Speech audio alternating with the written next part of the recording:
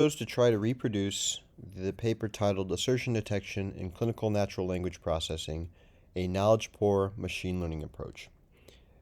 The original author, Long Chen, attempts to create a machine learning model that can, given clinical notes, detect assertions, which are basically things like, an absent assertion, meaning that something is not there, or a hypothetical assertion saying that something could be there, a possible assertion saying that it might be given, the results of some test, which is, or like a conditional assertion,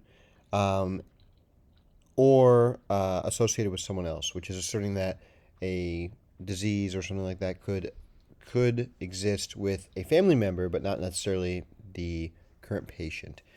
So they wanted to do this using a model that was presented in a previous paper by Zhao et al., which is an attention mechanism on top of a bidirectional long and short-term memory recurrent neural network. And they describe the architecture below. They take the input, which is just a sentence within a clinical note, and then they insert context markers before and after the target of the sentence. So the sentence here, the patient denies chest pain, would have the context markers inserted before and after chest pain here, and then they would feed it through an embedding layer, which they used a word2vec embedding that would take each word, convert it into a 200-dimensional real vector, and then ultimately feed that into the LSTM layer of the network, which has the attention layer, where the LSTM layer is on the word level, the attention layer is on the sentence level, and ultimately the output layer, which would give one of the 6 potential labels of absent, hypothetical, possible, conditional, or AWSE, being those 5 categories that I had explored earlier. So I had attempted to re-implement this, and I think the paper was laid out very well. The way that they described the model was very clear. I was quickly able to create an outline of this model, and I was able to plug in an LSTM module from PyTorch. I was able to model the attention mechanism similar to how we had done in class. And the embedding layer seemed to work well, but ultimately I was not able to completely reproduce the results that the original author did. They were able to get 93%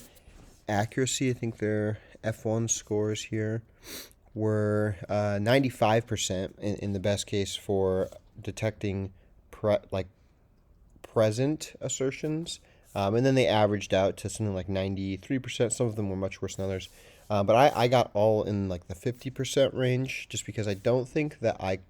was able to reproduce the embedding layer of their network. The biggest issue was that they don't really describe how these context markers get translated into in the embedding layer, because they're 2 different layers. A lot of the word2vec models that I found,